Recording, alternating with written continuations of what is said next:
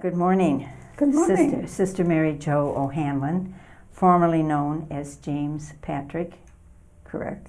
And how many years have you been Sister James Patrick and Sister Mary Jo O'Hanlon? James Patrick was Vatican II. We changed that, remember? That was around 62. Was that easy for you to change your name? And how were the changes after Vatican II for you? Well, my little brother died. The Right. oldest one died. That Right. was James. Right. And my father died. And that was Patrick. So, they were thrilled to know that I had taken those names. Mm-hmm. And then after the changes, you switched back to Mary Because Jo. we were asked to, if you recall, Vatican II said we go back to our baptismal names.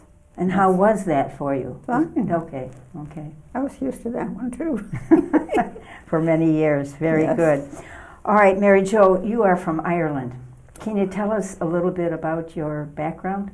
Okay, I was born in County Kerry. It's a very lovely, beautiful place. And I was born to American citizens. My mom and dad were American citizens, and my brother, who died later, was born in the United States. Well, my mother had a sister who was a nurse. And this was during the war, the First World War. And the soldiers were getting a terrible disease called influenza. Right. Mm-hmm. And they had no cure for it.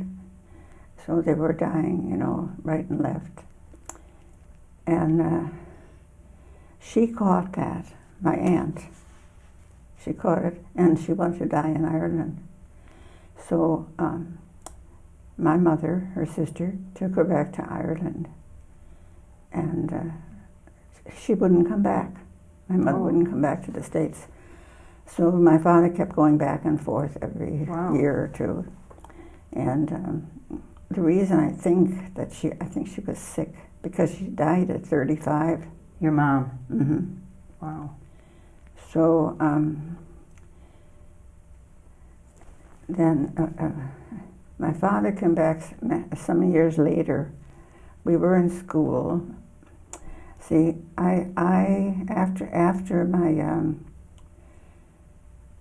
after they died, and I went to live with my grandparents on my father's side. Okay.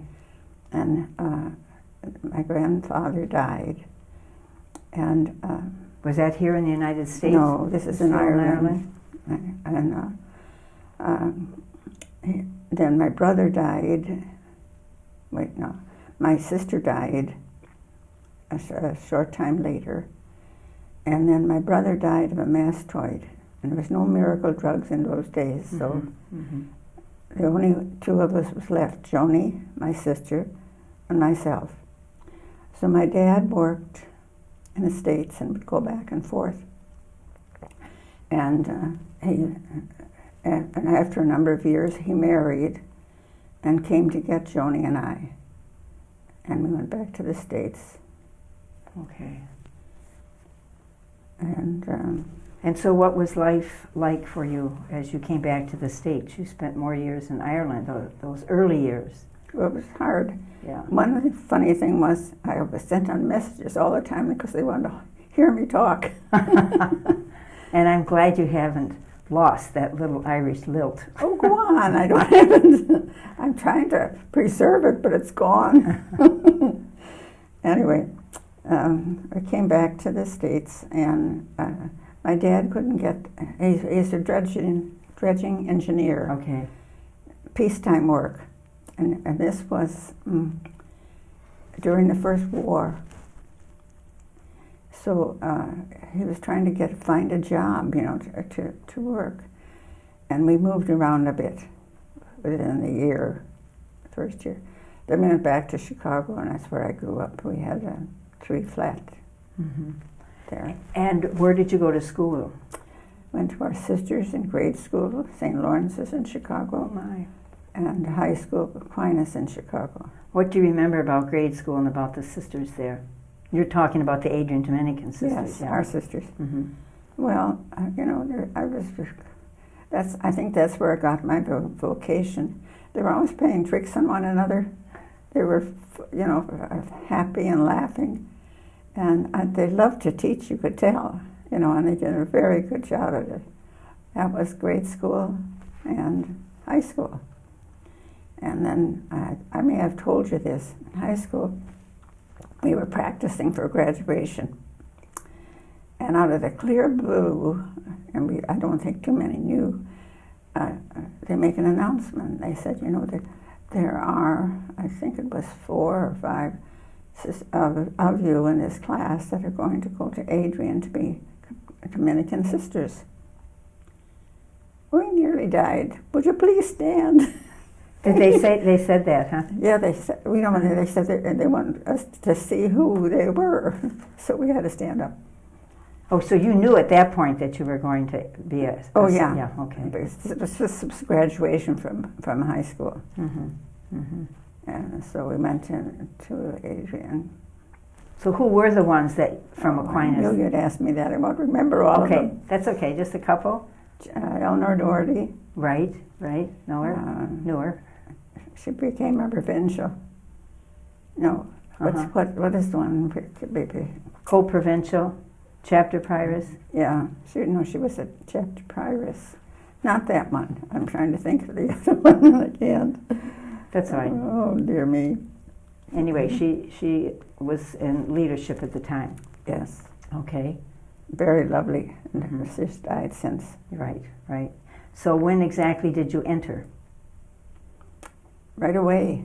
Right after high school? Yeah, I didn't work or anything. Mm-hmm. How'd your sister do with your becoming a Adrian Dominican? She was fine. Was she? Yeah. My dad was thrilled. We were. You would miss me, but that was a big thing that you were going to become a nun. Yeah. And I wanted to become a nun since I was a little kid. You did? Yeah. I don't know where I got it, but I So you got the call early? Yes, I did. How did you nourish that call if you got it early in your life? I don't know. It just stuck with me, and I Great. filled it out. All right, and so then you went through the formation program, and then you were sent out on mission? Yeah, I wanted to be a nun for a long time, from when I was very young. Mm-hmm. And I was inspired by my teachers. See, I had the grade school, I had them, and high school, I had them. And they were always very young, at that time, and full of malarkey. They were So that's where you got your young spirit. I guess so. And your spirit of malarkey yourself. And you kept that humor. But it was an interesting life, I spent 11 and a half years in the Dominican Republic. It is a beautiful country where the language is Spanish and English is a foreign language. And when you went there, of course, you knew Spanish. Oh, no, I didn't know a word. I didn't even know how to say where I was going. And it's very interesting very strange how this happened. It was January. Now, if you remember, we always got a little white envelope. Correct. Card in it. Mm-hmm. In June. In June, right. And it told you where you're going for the next year. Okay, now this is January. We don't get those in January. So this one day, this sister, one of our sisters, gets out of a car, and then she comes right through my classroom. I had a door to my classroom here, right from the convent, right, and out into the big room. Mm-hmm. And there was the office. And she is running through my classroom. She says, "I'm here to take the place of the sister going to the Dominican Republic." Well, he nearly died, but we had heard, grapevines were great. And we They still are. We had heard ahead of time that they needed a kindergarten teacher. In the Dominican Republic? Yeah, okay. That's what we heard. Well, I wasn't a kindergarten teacher, so I was a 4th grade teacher, middle grade teacher. So I didn't worry about it. I thought, well, I wonder who it's going to be. And we didn't find out for a couple of days. There was no little card.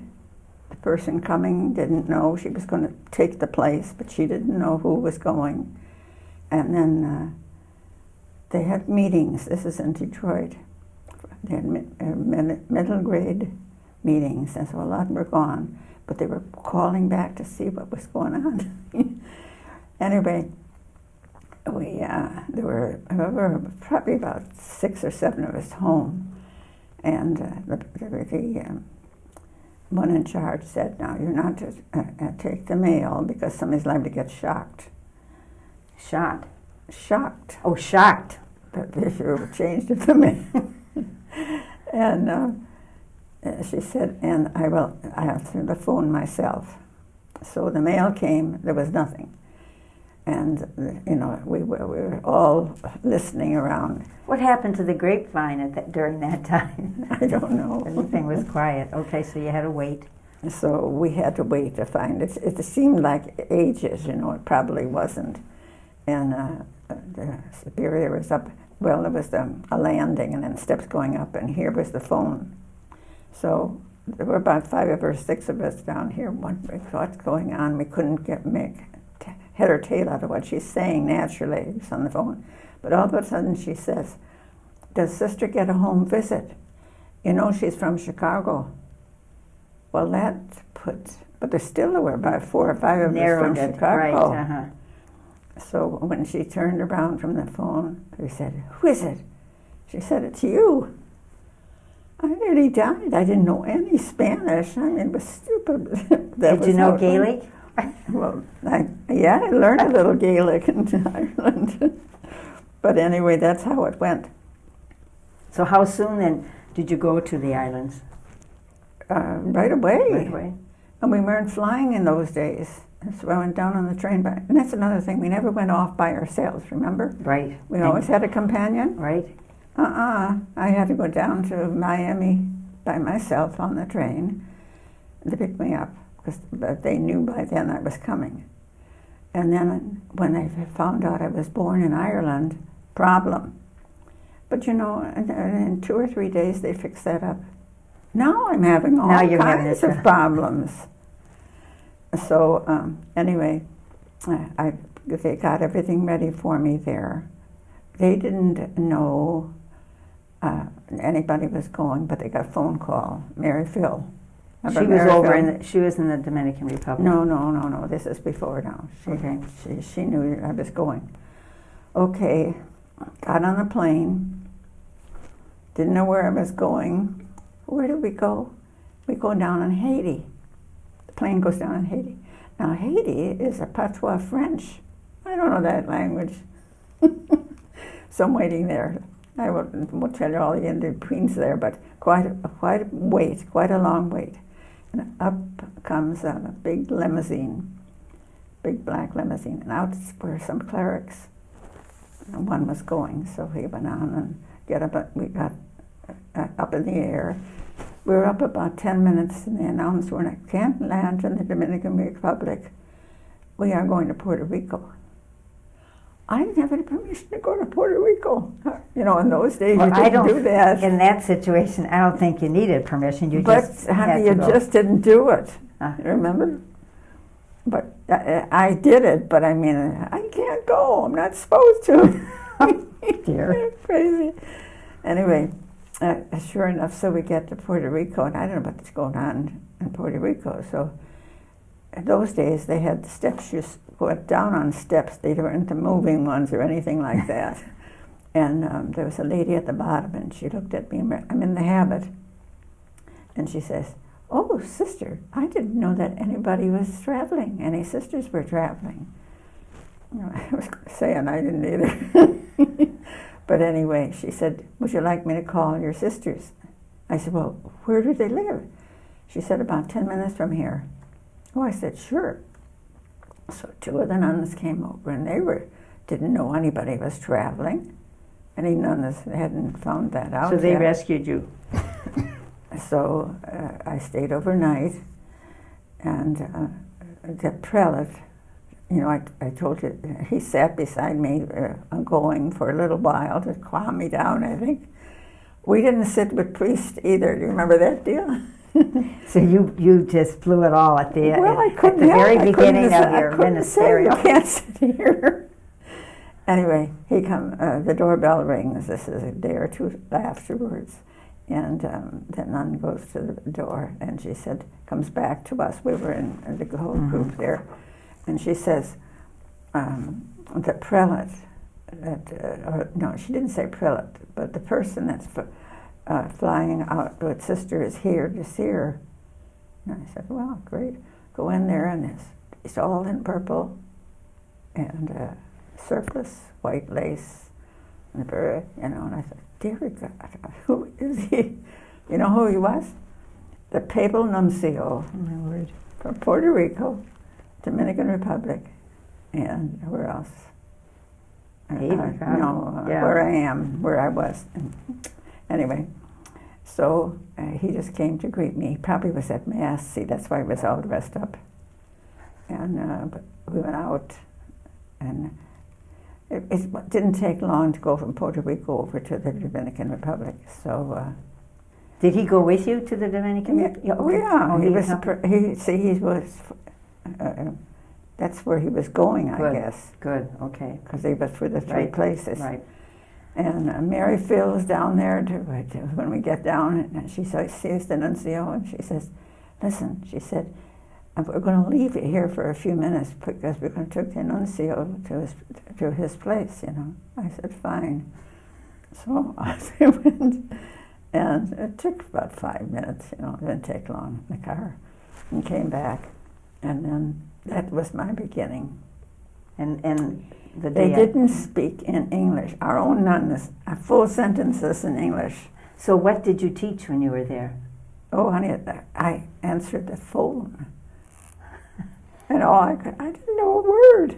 And all I could say was, hello. And I was supposed to be saying aloe or something. It wasn't right. But you survived, and how long were you in the Dominican Republic? Oh, gosh, a long time. Were you there at the time of the issues with the government, etc.? Yes, Okay. Trujillo is. Trujillo, yeah, was Yeah. overthrown. Uh-huh. But see, the Colegio is in the capital. And that was a big, that's where all the rich folks go. Right. And I couldn't even answer the phone and be hello and then give it to somebody. But they had me teach. Now it's January, remember, January to June, instead of being June to June, yeah. yeah. So I can't answer the phone then. I don't know anything. I can't. Everything that even the nuns didn't speak completely in English. What did you learn about yourself as you look back at that experience? What did you learn about yourself at that time? Well, I don't know what I learned about myself, but I was determined I'd learn Spanish, and I did. Good. So you did find out you could learn Spanish. And then I had, this is another thing. We've heard that somebody was going to San Juan de la Maguana, and that's right on the Haitian border.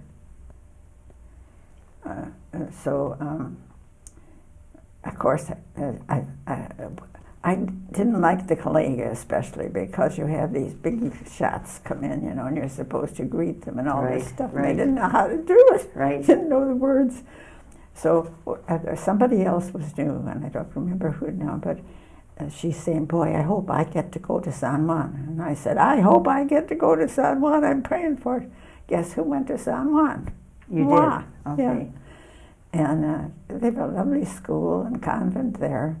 And it's about a half hour from the Haitian border. I spent 11.5 years there. Oh, you did? Okay. Principal and superior eventually. And I bet you learned a lot of Spanish during that time. Oh, yeah. That's where you had to learn it. But it was very nice. Yeah. And nice kids. And Bishop Riley was the bishop, and he took good care of us. Good. I've heard nice things about him. Yeah. So then, how did you leave the islands there and come back to the United States? How did I leave the islands? Well, When you left San Juan? Uh-huh. Well, I was there at the Colegio 6 months. Yeah. All the rest of the time in San Juan. Good. All right, now I have left.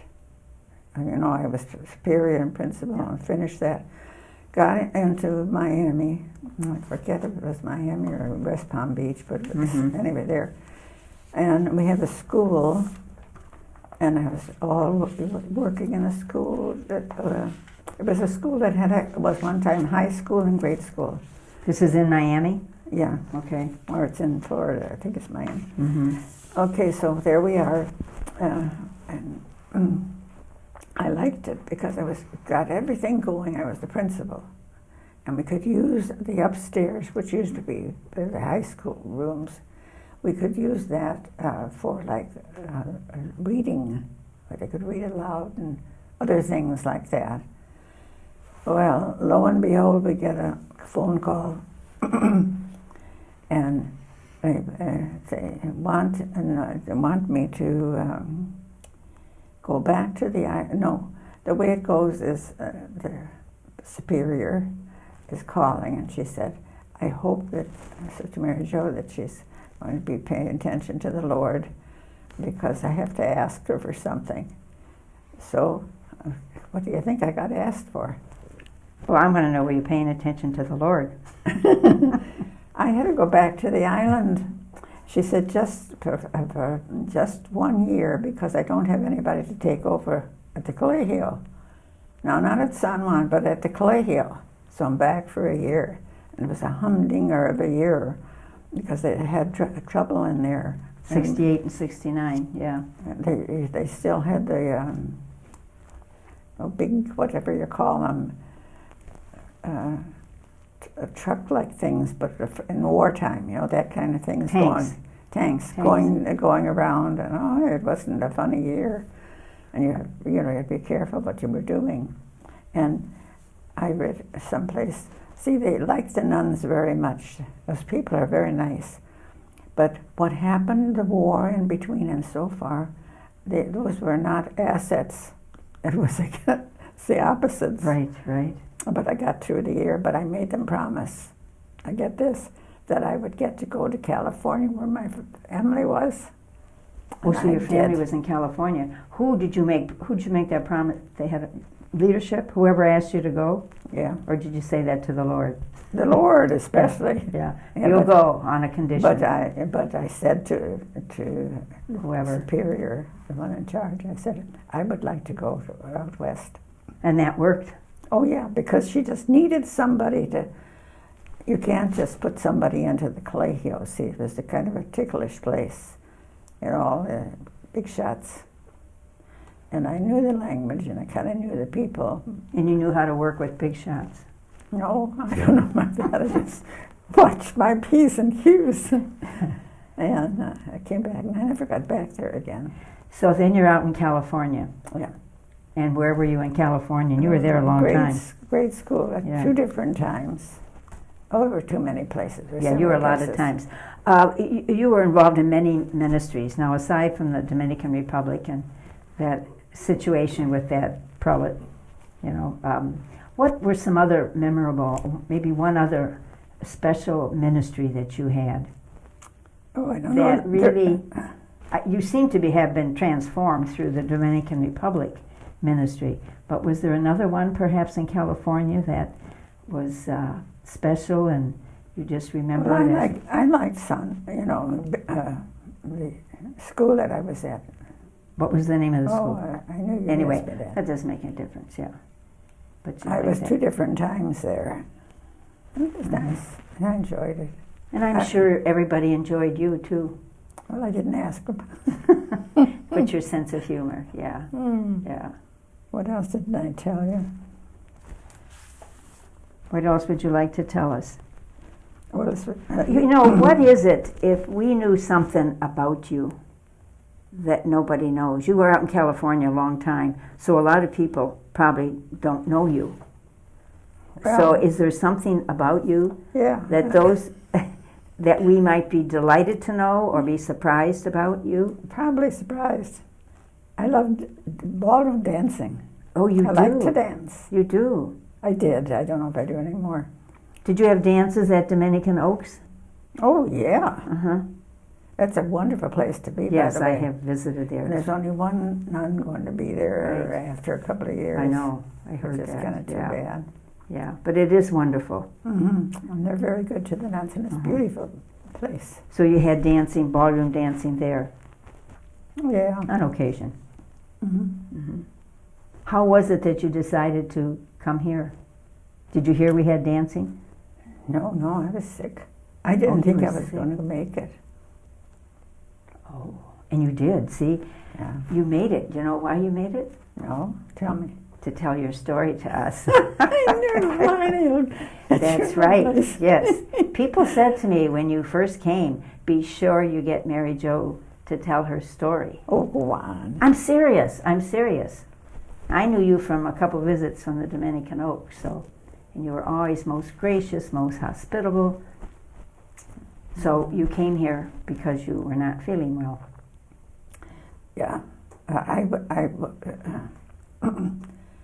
I'll tell you, I had to go far. At the Oaks, I was see, there's an A, B, C, and D. And they're different Levels, sections. yeah. And D was the farthest. And I used to have to walk that Right. all the way over and up. It never bothered me. It was great. Well, I was dragging my wagon, let me Yeah. tell you. So, and then I didn't feel well. I still don't, It's time. So you made that decision yourself. Yes. It was not easy after spending so many years out there. Yeah, and it's a lovely place to be. But you were listening to the Lord. It was time. And our superior, what's her name? Sister Laureen Heck. Yeah, she's been so understanding. Good. She even came 3 different times, and she was up north to help pack boxes. So she had to come 3 times to help you pack? You must have had a lot of stuff. Well, I did. How many years was I there? God love us. But I didn't get to pack it. Yeah. I mean, she packed clothes. Yeah, that was nice. And darling, yeah. But the rest of the stuff, I'm still trying to make up for. But you're still using your computer and you're typing and you're... Yeah, but I make cards. I like to make cards. Do you think? They gave away that stuff, and I can't find it. Well, I'm sure they can find something here in Resident Services that'll help you find materials to do cards. Well, the kind I want, I tried. So what else about yourself? Now that you're here, and you've got a nice room, Yes. and people enjoy you. I don't know about that also. Who has been the one that has inspired you the most in your religious life? You've had a long religious life, a very Yeah. blessed one. The nuns that I lived with. Yeah. I liked our nuns right from the I beginning. know from grade school. Yeah.